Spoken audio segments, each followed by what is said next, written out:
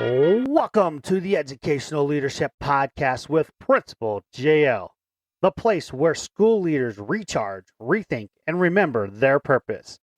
If you're a superintendent, assistant superintendent, a principal, assistant principal, dean of students, teacher leader, or a future administrator, you're in the right place. Here we mix practical strategies with real conversations, a little wit, and a whole lot of purpose. Because leadership isn't about the title on your badge. It's the influence you carry every single day with your teachers, staff, students, and families. Our mission is simple: to inform, inspire, and to help you lead with purpose. To give you tools that actually work, stories that spark reflection, and ideas you can use the minute an episode ends. So grab that caffeinated drink, a notebook, and your growth mindset, and get ready to level up your leadership one episode at a time. Because around here, we don't aim for perfect. We aim to be 1% better every single day. Now let's get to the episode.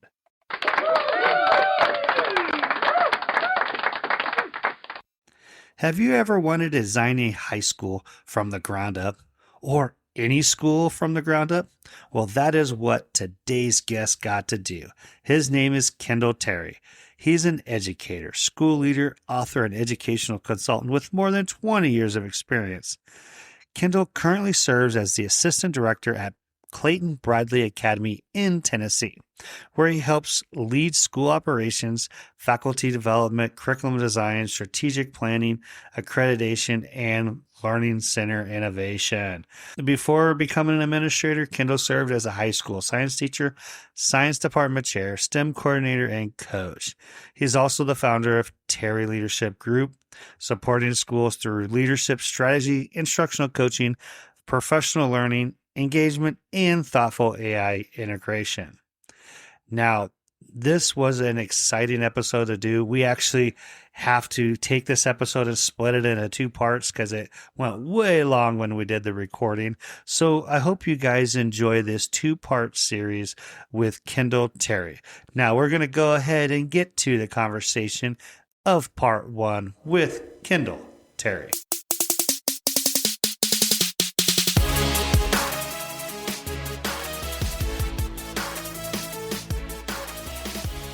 Welcome back to another exciting episode of the Educational Leadership Podcast. I am so excited to be back. I just got off vacation. I got my Smoky Mountain hat. I got my Bigfoot t-shirt going on right here. I spent about 5 days, almost about a week in East Tennessee. And then, matter of fact, our next guest is from Tennessee, Kendall Terry. Kendall, welcome to the show. Yeah, great to be here. And East Tennessee is home. So yeah, you were just right over the mountain here in the Smoky Mountains. I hope you had a great time. I know you got the shirt and the Bigfoot stuff, but yeah, it's a great area. Love it. Love being here. Moved here about 20 some years ago and it's been home since. We really enjoy our time in East Tennessee. I know we've been through Tennessee before, but we never really stayed and did anything. And so we did, of course, the touristy stuff with Pigeon Forge and Gatlinburg. We did get to see a black bear, which that doesn't happen to tourists all the time.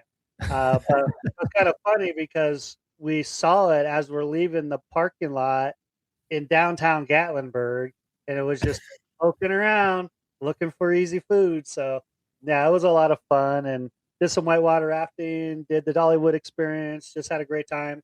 But, right now I'm kind of in my summer break. And so getting away, getting out of Nebraska and going somewhere we haven't been before was a lot of fun. And so thank you for sharing East Tennessee with me. Yeah, fun story there. My parents came into town several years ago and we were driving through that area and we were hoping to see bear. Everybody wants to see black bear when they come here. And my dad is setting up in the front of the car and he's like, oh, there's a bear right there in the mountains. It's right there. Everybody had slowed down. That's when to look, all the traffic slows down, and he pulls out his camera and he's filming and he's like, oh, I got it. And he goes to look. And this shows you how old it was. When you go to look at the camera, he had never taken the lens cap off of the camera. It wasn't a phone. And I was like, it was just a black screen. And I was like, Dad, how close did you zoom in on that black bear? That seems you really got in there. And we had a good time with it. But yeah, everybody that drives through the Smokies, you got to see a black bear, hopefully. So I'm glad that you were able to see it in a weird spot, being in downtown Gatlinburg as opposed to up in the mountains. But glad that you were able to take part in that. Yeah, no. And we had some ideas of like maybe doing on a hike or just trying to go out in nature and see one.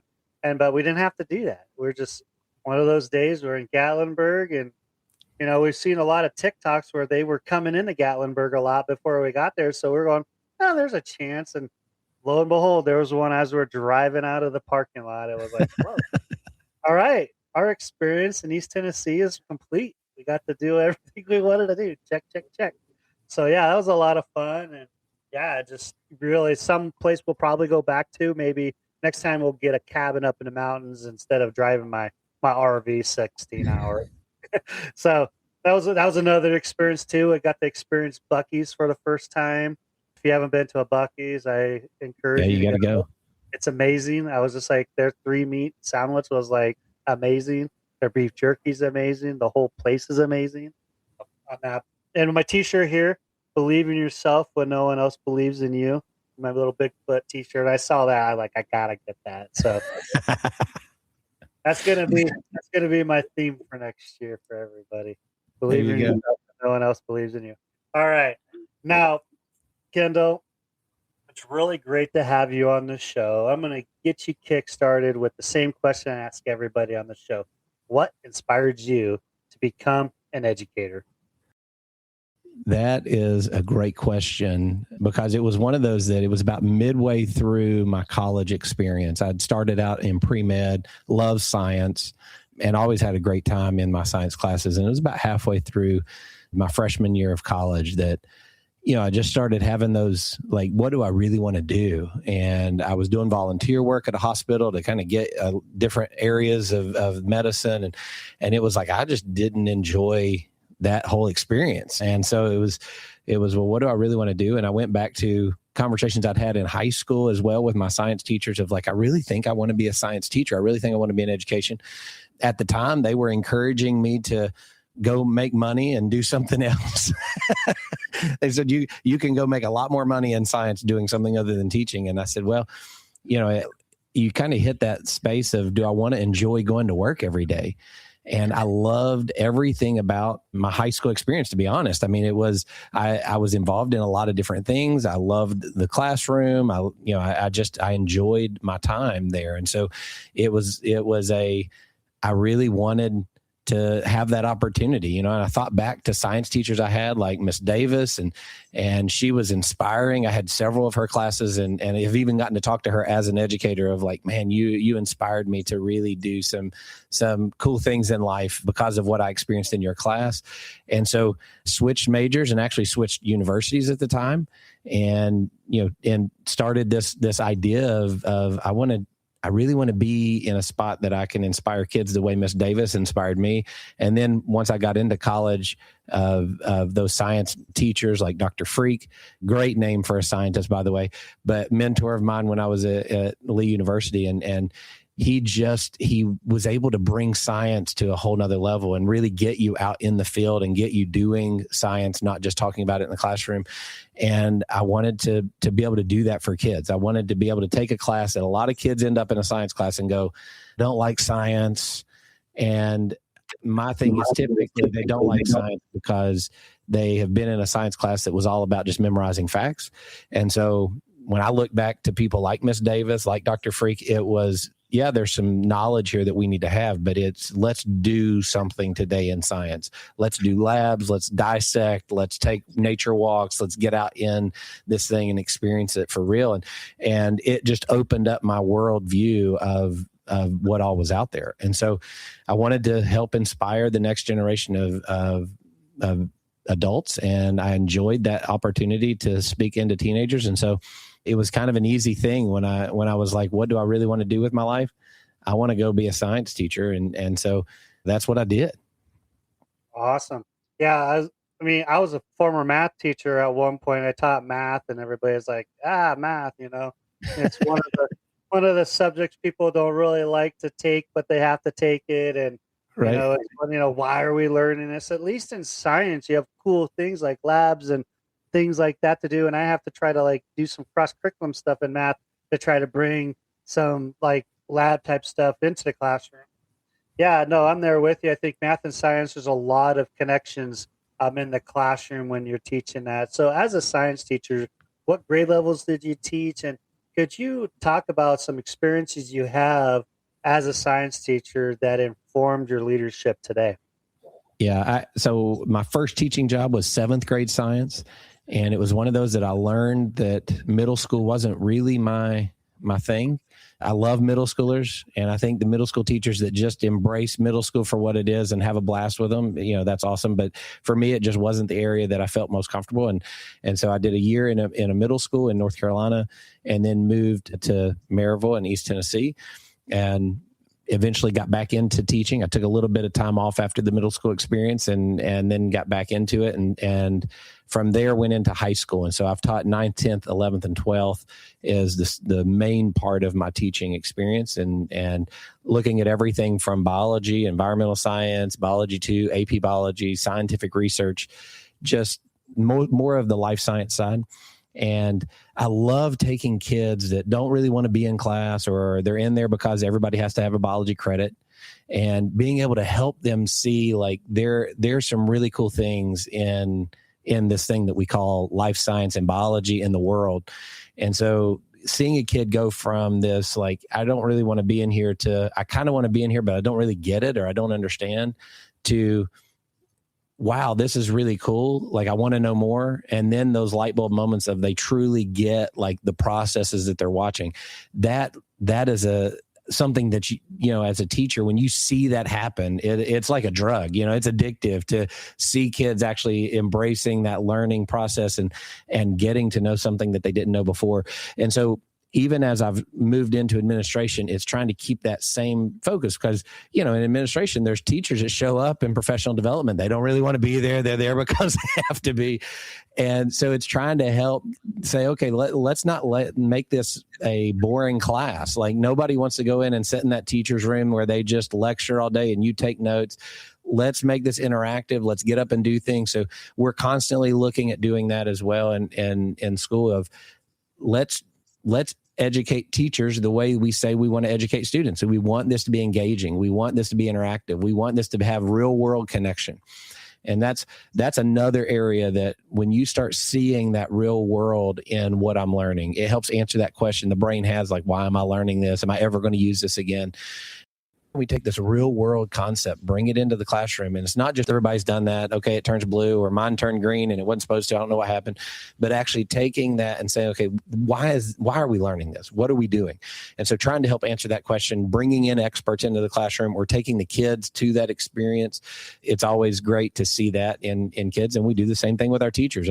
I was part of an initiative to give teachers a day where they can go shadow somebody in the real world. As teachers, a lot of us are in the profession, and this is the only thing we've done. And so when we're telling kids about something they can use in like science this way, or math this way, or English this way, for a lot of teachers, the only way they've used that content is in the classroom. And so we want to give our teachers a chance to go out and shadow somebody. We had one of our preschool teachers that actually went and shadowed a brain surgeon. And she got to see a brain surgery from the safe viewing area and watching what they were doing. And it's like, well, why is a preschool teacher learning that? Well, one of the things we push here is brain-based learning and figuring out how the brain learns, and saying, how can we use that in the classroom to help kids learn and master content and not just memorize facts. And so she was able to go and spend a day with this brain surgeon and see brain scans and hear them talk about how brain is connected and lighting up certain regions when this was going on and that was going on. It was a great experience. She was able to come back and talk to the staff about it, talk to her colleagues about it, and then look for ways to like help put this now in the classroom, even in preschool. And so it's big on let's get out there and let's experience, let's have these real life situations, and then figure out how we can use that in the classroom to help kids get engaged and get to learning content and not just memorizing facts that as soon as they can get rid of those facts, they're dumping them and moving on. Stay with us. We'll be right back. This podcast is a proud member of the Teach Better Podcast Network. Better today, better tomorrow, and the podcast to get you there. Explore more podcasts at www.teachbetterpodcastnetwork.com. Now let's get back to the episode.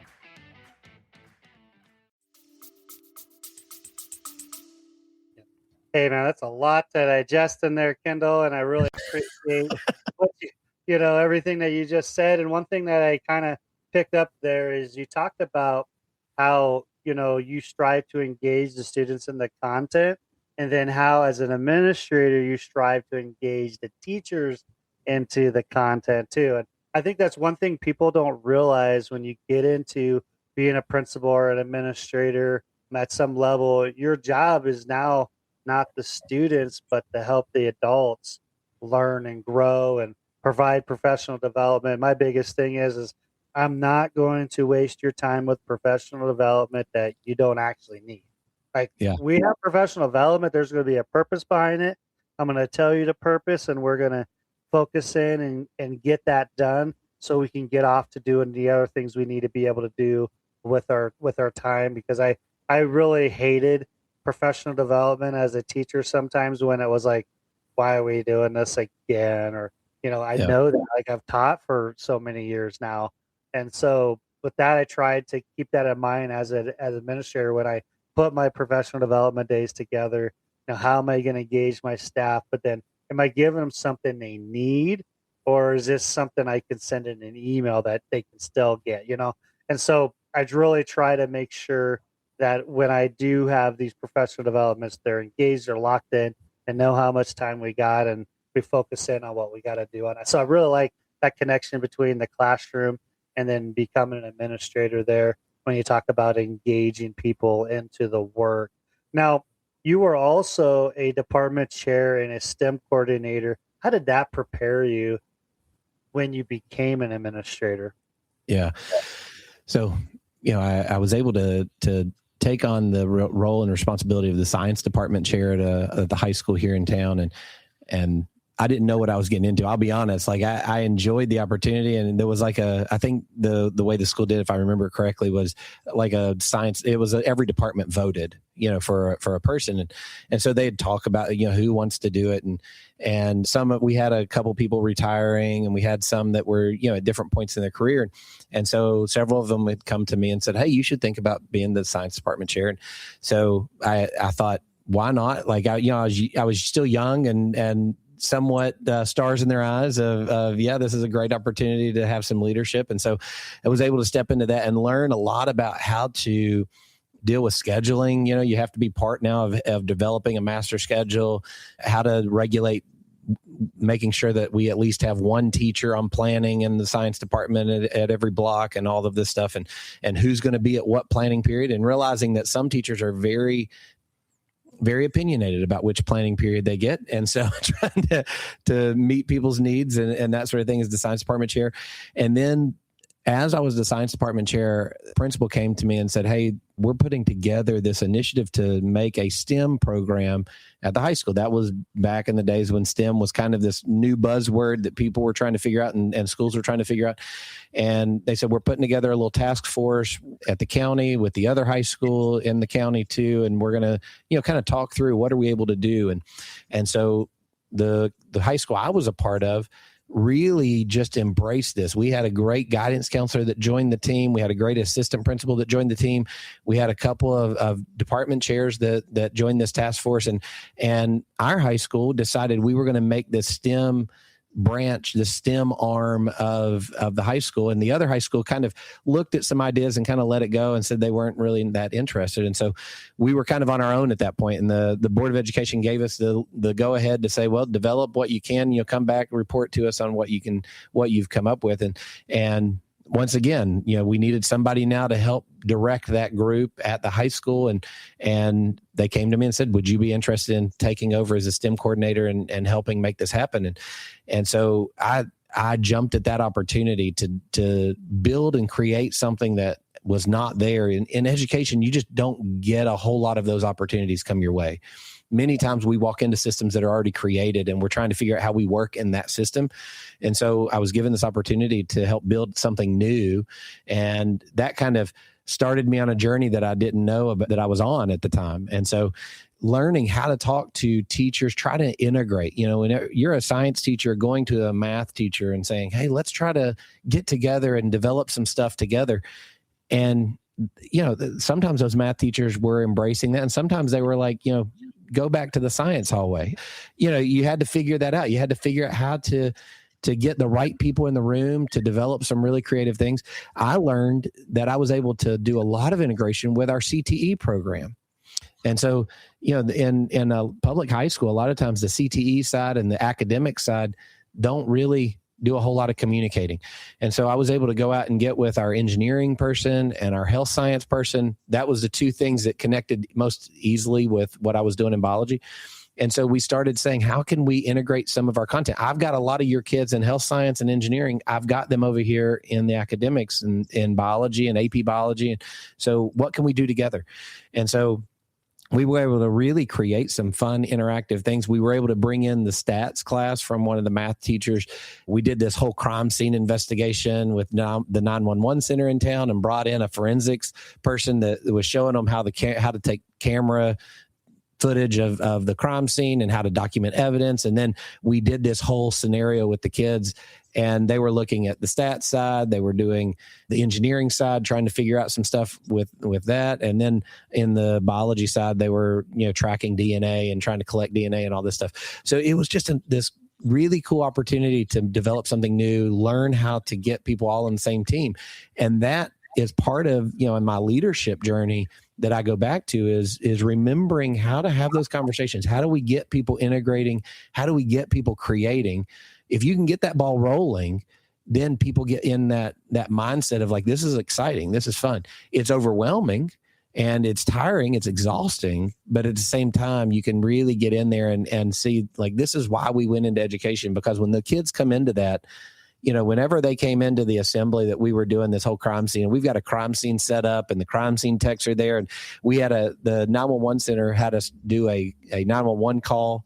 And so we were able to play this 911 call of what had happened and all of this. Like at that point, we didn't have to do anything to engage kids. Like they were fully engaged in what they were doing. They wanted to solve this situation, this case. And it was just this really cool opportunity. And so we went back to the Board of Education with these things that we'd created. And we said, we want to be able to put a stamp on their diploma if they go through this process with us. And we had to set it up and show the classes and what classes we're integrating and what ones were able to cross curricular, and the Board of Education approved it. And so then we had kids that if they did the process that we were putting them through, they could get this extra stamp on their diploma that talked about STEM and the STEM program. And it was an opportunity for me to see something from a side that I had never been a part of. In education, I'd been part of the classroom side, but being part of the department chair side and then being part of the STEM coordinator side, it really opened my mind to outside of what I can do with teenagers to what I can do with adults. Awesome. Well, that's all, a lot of really great opportunities for your kids. I really like the crime scene investigation, how you got everybody together and how everything relates to this situation, how science belongs, how engineering, how does, all the different things that come together on the CTE side and the content core area. Because a lot of people forget that, CTE and core content integrate. They actually come together for a lot of different things. And so that's why we try to have a well-balanced education for our students. So I really like the idea of, coming up with those different scenarios. And I guarantee you engage kids. I mean, I'm sitting here, man, I wish I would have had that. That's pretty cool. Coming through and what you're talking about, like with like a pathway for your STEM, we do a lot of like career pathways here in Nebraska. So if you complete certain pathways, you can get a certain like certificate or a Yeah. verification that you've done it. And so those are things that we've been developing over the years. I would say pathways in Nebraska probably over the last 8 to 10 years, honestly. We've been really trying to develop these different ways to, help engage kids, but to get them some sort of certification or some sort of, acknowledgement that they've completed something in that pathway. So that's something that we're trying to combine your CT and your cores and all that stuff as well. Well, you've been teaching, your STEM coordinator, department head. What was it that made you go, it's time to become an administrator? What is that story for you? What got you to become an administrator, and what position are you in now when it comes to that? And what have you learned so far as an administrator? Stay with us. We'll be right back. Hey there, amazing educational leaders. If you're finding value in this podcast, learning new insights, getting inspired, or just nodding along thinking, yep, I needed that, then why keep it to yourself? Share this podcast with a colleague, a fellow school leader, or a teacher that is inspiring into leadership. Send them a link, post about it, or just casually drop, hey, you need this in your life the next time you see them. Let's grow this community of game-changing educators together, because great leadership isn't a solo act, it's a movement. Now, back to the show. Yeah, so it was shortly after that, I had a person reach out to me about a new school that had been started in our area, and they were wanting to start a high school because when they originally came to me, they didn't have a high school. And I was like, I'm a high school teacher. I've learned that I enjoy high school. And so they said, no, we're trying to start a high school. We're going to put a team together to actually build this thing from the ground up. Once again, I was given this opportunity to kind of create something that didn't exist. And so I was put on a team with an amazing math teacher in Dr. Bruce, a great English teacher in Mr. Hussey. And then we were partnered with an administrator and a guidance counselor and said, all right, let's start creating what a high school should look like if one doesn't exist right now. And then how can we get kids on board? And so I did that for a couple of years with them to kind of get this thing rolling. And then our executive director at the time, Pat Bradley, came to me and she said, hey, I don't know if you've ever thought about the administration side of things, but I'm looking for an assistant director to step in and help run the whole school, not just the high school, but the whole school. And I was like, man, I have never thought about that side of things. Like even I enjoyed the science department chair. I enjoyed the STEM coordinator, but that's a whole nother level. That's completely out of the classroom then. And I was like, I gotta talk to my wife about this. I got to pray about it. And came back to her and said, listen, I took a risk in coming over here because I believe in what you're talking about with brain research. I believe in what you're talking about with doing school different. And if you're willing to take that risk with me, I'm willing to learn. And so stepped into a position that I had no clue what I was getting into in reality. And once again, stars in my eyes and thought, oh yeah, I got all this, I can do it, but knew I needed to learn a whole lot. And so I was able to sit under an amazing mentor in Pat. And she had been in education, had been in the classroom as well at the elementary level, had been a principal at 2 different schools, and then now was the executive director. And so it was just an amazing space. And for the first, we joke about as we were building some things here, for the first like 3 years of me doing that job, my desk was literally in the same office as her desk. So like I had my boss watching me do everything I was doing all day long, it felt like. But it was just that space of I also had that ear to say, hey, I don't understand this, or, hey, can you give me some thoughts on that? And she just leaned into mentoring me and teaching me how to do this thing in administration. And so she gave me space to make mistakes and not crucify me when I made them, and to be able to sit down then afterwards and say, okay, hey, here's what went down. Here's what happened. Here's how you handled it. And here's how you should have handled it. And so here's how we're going to fix it now. And here's what we're going to do. And so we just had a great back and forth. And so we have been building ever since then. This year was a little bit of a sad year because she retired. And so we had to go through that, which was a process I had also never been through, of having someone that had mentored me now for about 10 years, taking those steps of retiring and transitioning that to somebody else now. And it's been a journey, but just this opportunity to realize what it means to truly lead. Because I think a lot of times when people look at leadership, they think about control. And what I've learned is leadership is less about control and it's more about clarity. It's more about trust, building relationships, supporting the people that I need to support, and then consistency, showing up. You know, that's a huge thing, to just show up every day and show people that, you know, you not only care about them, but you're going to be there for them and cheer them on whenever they do great things, and then support them through whenever they have a failure. And so that's just been a huge part for me is realizing that.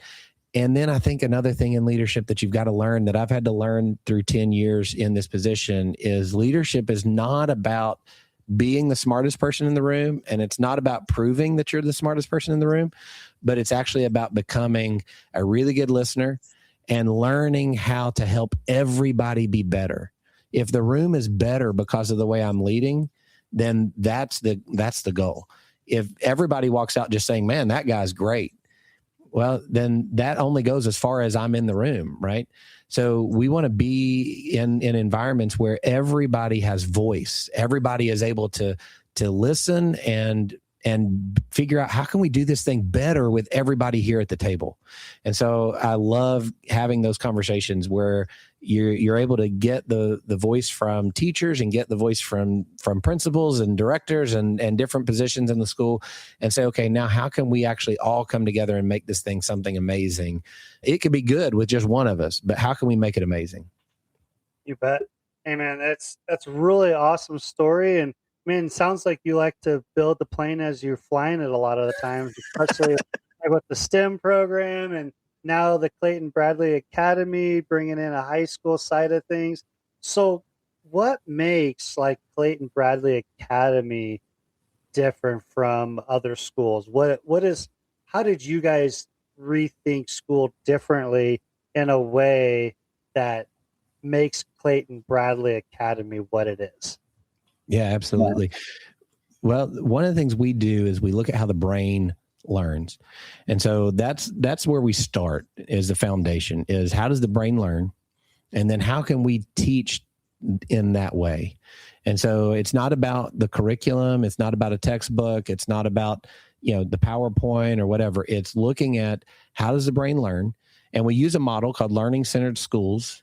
I've helped write the book, the most recent book for that. I've got it here on my desk. I was thinking about that. I've got it here, is Exceeding Expectations 2.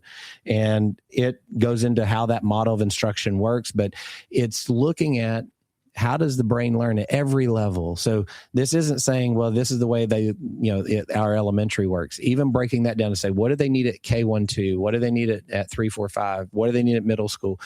And then let's design something that's there for them. We're not about teaching a kid to get ready for 6th grade. We're about teaching a kid to be really good at 5th grade.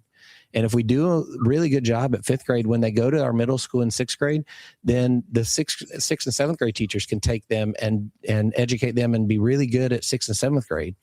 And so we want to look at how the brain learns. How can we teach to that? And then we want kids to master content. So we don't want it to just be a let's work towards a test. Yes, we have to do high stakes testing because everybody does, but we're not teaching to that test. We're teaching to how the brain learns. We want kids to be able to master content where they know what they know. And when they get in situations that they don't know something, they have skills of how to figure that out. So the backbone to the Learning Center School model is, we call them life skills and lifelong guidelines. And so there are 5 lifelong guidelines, and then there are 19 life skills that we teach that are kind of the soft skills in life. It's what, if you go out and read reports like the McKinsey study, I don't know if you've looked at that, but a most recent McKinsey study, it talks about what do businesses want in employees. They want people that can do, like I said, we call them life skills, lifelong guidelines, but it's they want employees that are curious. They want employees that have a sense of humor. They want employees that have responsibility, can be organized. And so that's our backbone to everything we do, from preschool all the way up through 12th grade. We teach life skills and lifelong guidelines. And so it's one of those that if we can figure out how to create really good humans, that's one of the goals we have. When they walk across that stage as a senior, they're going to have the skills they need to know how to get the content that they need to get, and to know how to connect that content to the real world and figure out how to process it in a way that they can learn it. And that's what we want to teach them as they're here. And then whenever they walk across that graduation stage, wherever they may find themselves next, they'll have those skills there for them to be good employees or good service members or good college students or good PhDs or whatever may be the case. Awesome. That's really cool. It kind of like taking your base foundation is how's the brain, learn and how does it work. And you basically apply that all the way from, are you guys a K-12 or pre-K 12? Yeah, pre-K. So we have 3-year-olds, 4-year-olds, and 4 and 5. It's that preschool mix. We do a mixed grade level. We don't have ages. So it's 3, 4, and 5 are all kind of in there together. Most of them at 5 then are going into kindergarten, so we start at 3-year-olds and go all the way through 12th grade. Awesome. So you kind of get this group of kids, utilizing that model all the way through. And so what kind of successes have you guys had from this model? Kind of brag on yourself a little bit. Yeah. So we've seen kids go on to do some amazing things, because that's always what people want to, what are your graduates doing? And we have had kids that have done everything from Ivy League. We've got one right now that he had a full ride to Columbia, and then after Columbia, he went into law school. He's got a full ride now at Yale Law. And I think he would show that some of the things he learned here was what helped him to have that success. But we've got graduates that are, they took gap years and in that gap year decided, I'm really not feeling the university route. And instead, I like this idea of entrepreneurship, and they're opening their own businesses, starting their own companies. We've got kids that have went into the militaries and had a great time in their military experience and service. And so for us, we've had students that have went to community college and either got an associate's degree or got the certificates they needed to go and do the job they needed to do. So we're not just worried about which 4-year institution did they go to next. We want them to be able to take that next step on their terms. And we use a lot of different analogies there, but we want our kids that they're in control of that next step. And life is not just they're a passenger on this thing, but they're actually in the driver's seat. And so we've had kids that are currently in med school. We've had kids that are currently, opening own companies and being very successful there. And so that's exciting to see that side of it. And then on the education side, we've had kids. So a couple years ago, we had some girls that ended up in an engineering class at the high school. Okay. You know how high school works. Sometimes you end up with a block that you got to have something there. Right. And like the only option for them was this engineering class. They went in this engineering class. They didn't really want to be in this engineering class. And the teacher, Dr. Lucas, he sat down with them and just said, "Hey, we've got to figure out something to do here. Let's figure out something that you can buy into, because I want you to be successful." And they ended up finding this website called eNable, and it connects up kids that are born that need prosthetics with student groups that can build those prosthetics using 3D printers, because a prosthetic, I don't know if you're aware of this, they're expensive. And so to get a professional prosthetic for a child that's going to grow out of it, it's expensive, and then they're going to grow out of that prosthetic. And so you can 3D print these prosthetics in a way that they can learn some of the way prosthetics work and how you can use them. And these girls just loved this idea. So they started researching what they could do. They ended up building two different prosthetics in their time. They ended up making this more than 1 year. So they built two different prosthetics. And we had one girl that joined later into that group that ended up going on to Maryland and pursuing some of this as a profession in her career. But it's seeing those light bulb moments. And we actually had one of the kids come to the campus to get the prosthetic. They went to where the kid was for the first one. Then the second one, the kid actually came to our campus, and seeing this kid put this prosthetic on for the first time and learn how to open and close the hand. And it was like, man alive, that's amazing. And then just giving the space for our teachers to create. We've had a teacher this year that was up for national history teacher in the National History Teacher Day competition. I don't know exactly how to say it all correctly there, but she's worked with our kids in this program called National History Day. And it's all about, learning about something in history. And then they can present this in multiple ways, either through a website or through a documentary or through acting out a skit.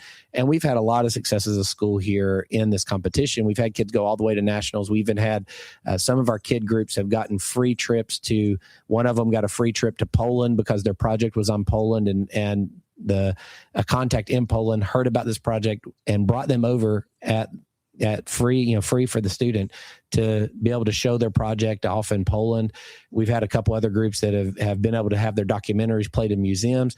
And so the kids just love this. Well, this year, the teacher that's been really part of this almost from the very beginning was recognized as the Tennessee Teacher of the Year for National History Day, and got to go and represent us and be in line for that competition there at the national level, and spend a week in Washington, D.C. with kids. And we had a kid come in fourth this year in one of the competitions. It's really hard to get to that level, but we've had a couple of national finalists and stuff. And so seeing that, but giving our teachers that space where they can create that and show off what kids are able to do.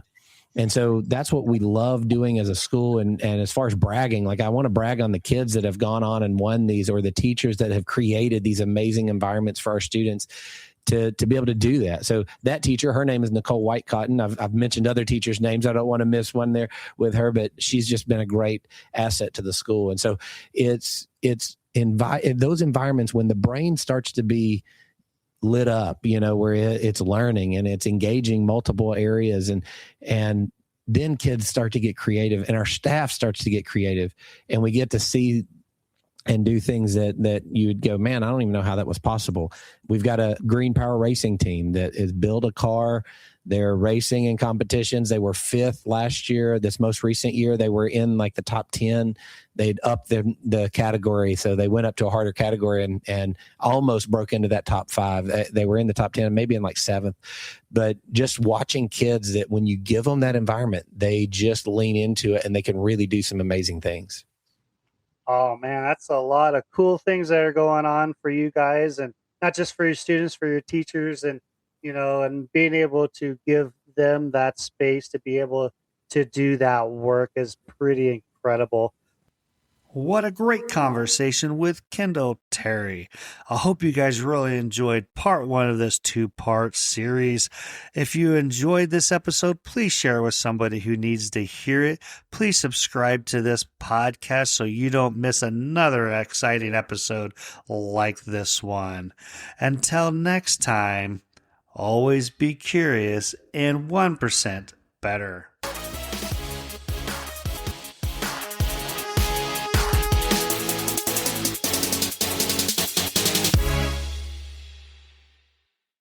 Thank you for sticking around to the very end of this episode. I hope this podcast brings value to you as an educational leader. I would invite you to share this podcast with other educational leaders, or maybe that inspiring teacher who would like to be an educational leader someday. I would also invite you to subscribe and to follow this podcast so you can get the most recent updated episodes when they drop. I would also love it if you leave a review and rate this podcast 5 stars, because that would make this podcast more discoverable to other educators like yourself. You can also follow me on TikTok, YouTube, Instagram, Facebook, X, Threads, and Substack. All you need to do is look for Principal J.O., And boom, there I am. This is where we can continue the conversations from the episodes that you have enjoyed. I am so thankful for you guys for listening. Until next time, always be 1% better.